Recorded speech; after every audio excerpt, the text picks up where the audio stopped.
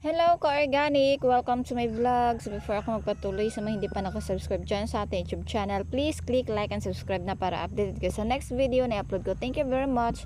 So ayan, nandito ako sa taniman natin ng cilantro. Ayan. Ito yung cilantro natin. So ang dami nilang damo. Ayan, super dami ng damo. So magbunot tayo ng damo, linisan natin sila.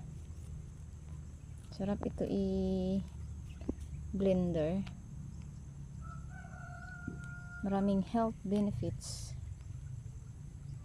Sarap gawing smoothie. Ayan.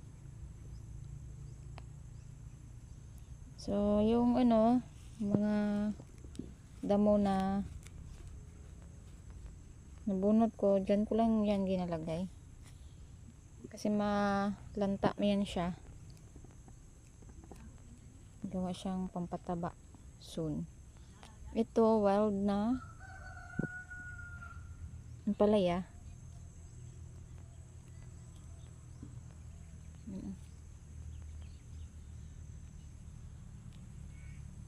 For ito siya, for January na supply natin sa ating mga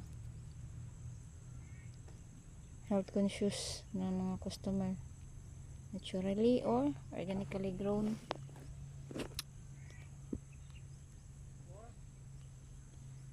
Ito siya, naturally ito or organically grown.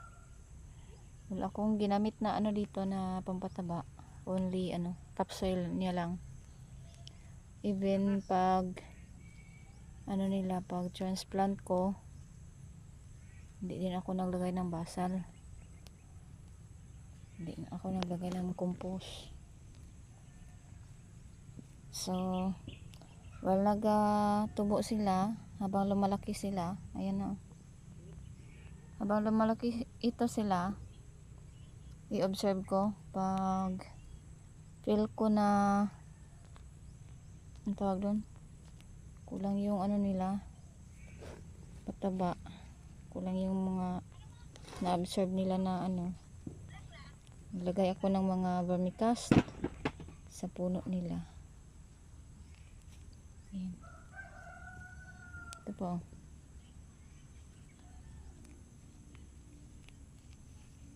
So kami dito organic yung practice namin, that's why yung mga damo na binubunot namin nilagay lang namin dyan kasi magiging brown ito siya soon pag naulanan and then mainitan, ulan init and then hanggang sa mag brown, hanggang malanta, and then hanggang sa magiging ganito na siya, magiging pataba na siya, magiging ganito brown.